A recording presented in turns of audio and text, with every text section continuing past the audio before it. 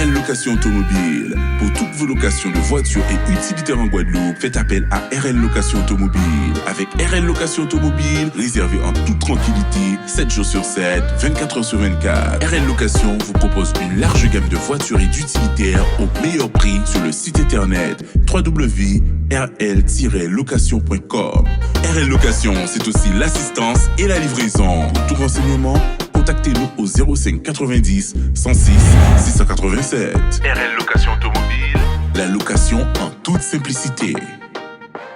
Attention, chez RL Location offre exceptionnelle en ce moment pour un véhicule catégorie A, minimum 10 jours, 12 € par jour. Un véhicule catégorie B, minimum 10 jours, 18,90 par jour. Hexagone, actualité.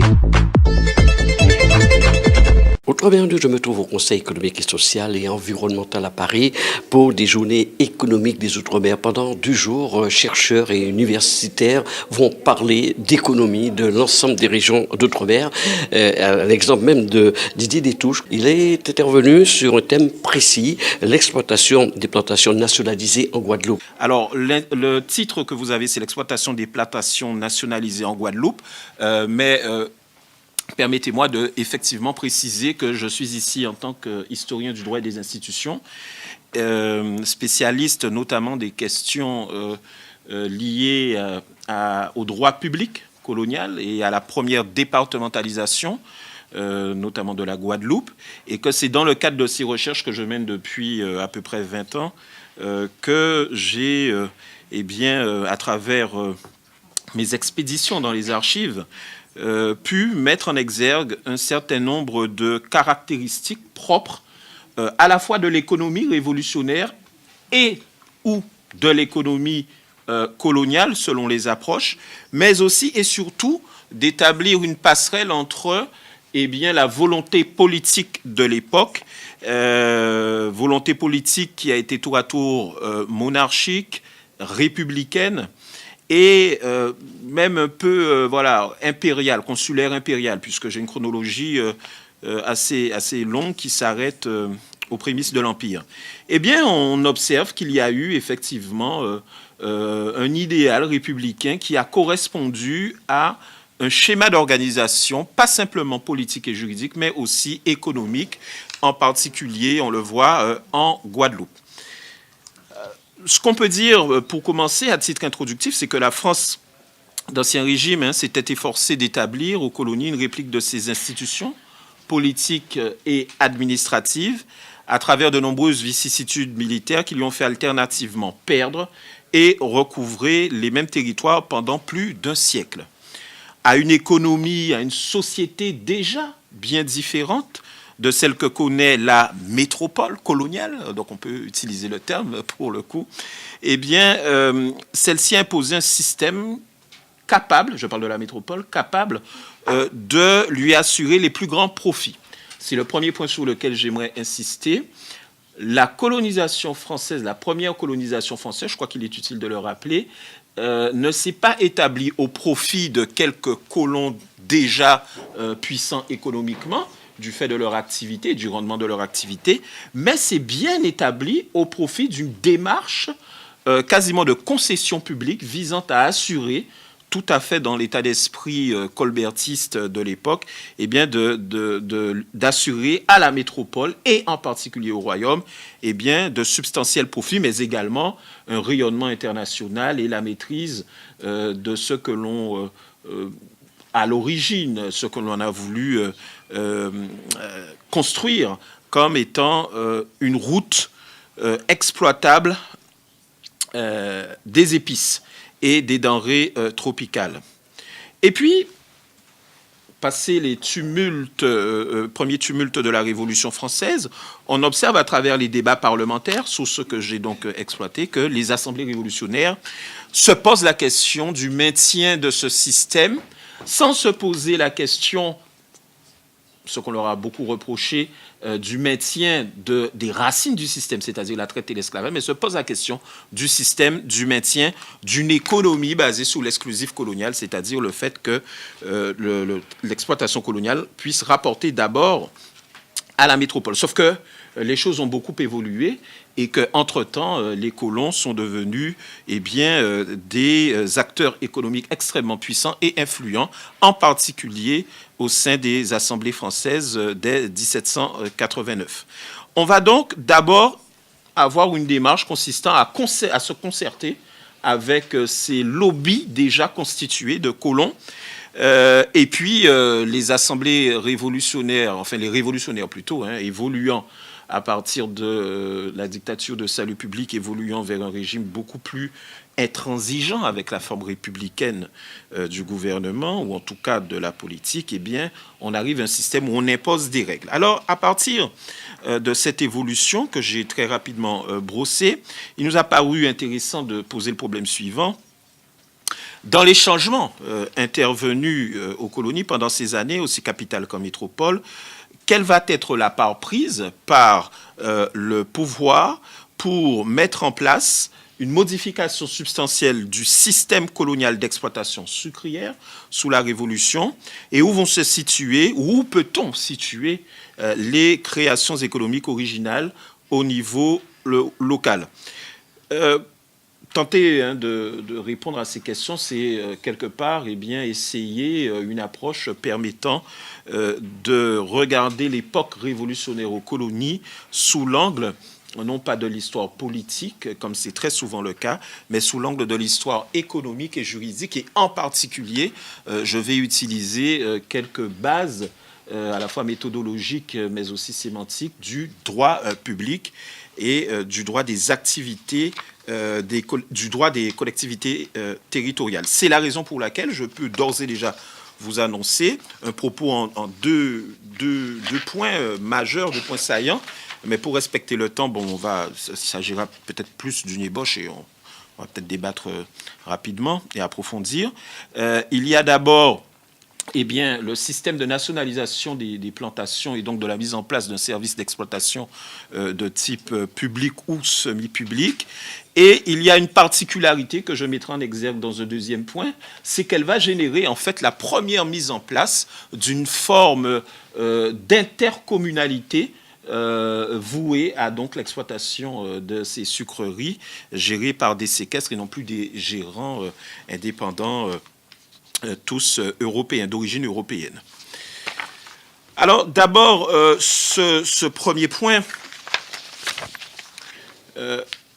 nous n'avons... Alors, le travail que je vous propose, enfin la contribution que je vous propose est un travail qui se base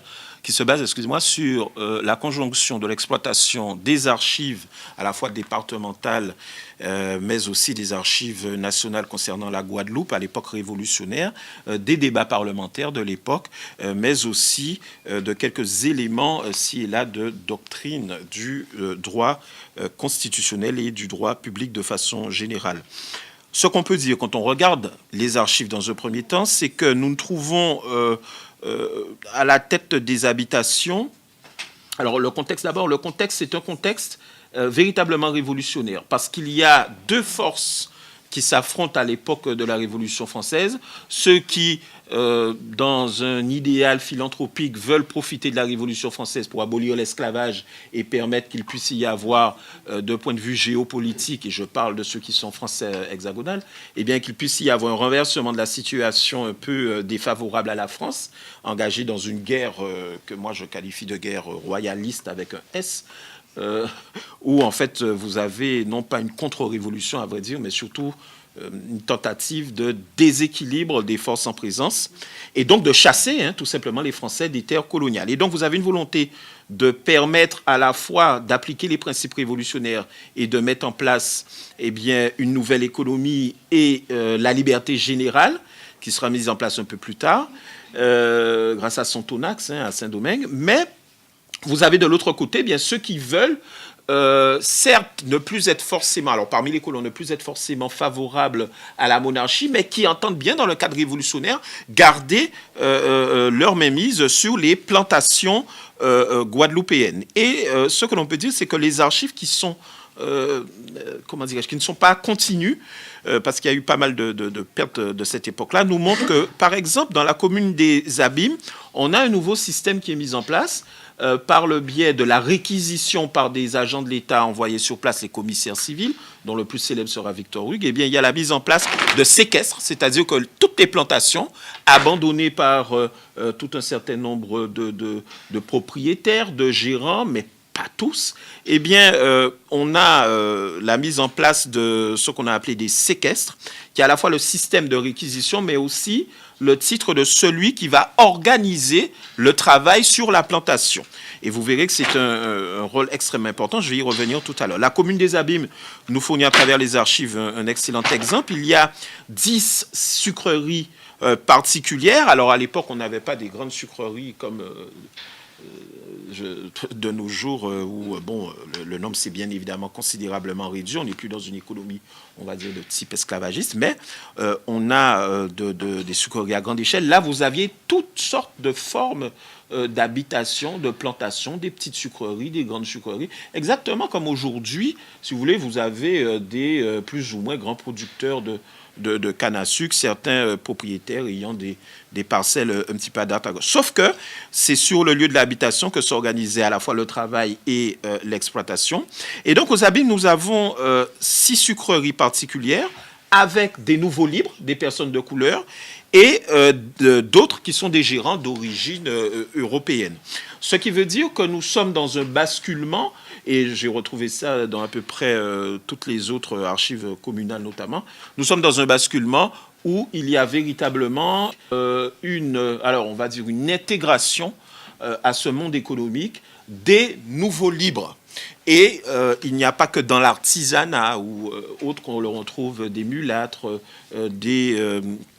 afrodescendants ou autres, mais il y a véritablement, au plus haut niveau économique de l'époque, eh bien, un mélange des couleurs, si vous me pardonnez cette expression. Alors,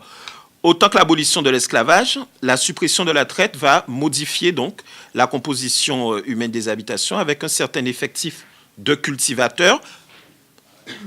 À la diversité de la couleur, on doit ajouter la diversité des gens, puisqu'il y a des hommes et des femmes, qui n'est plus corrigée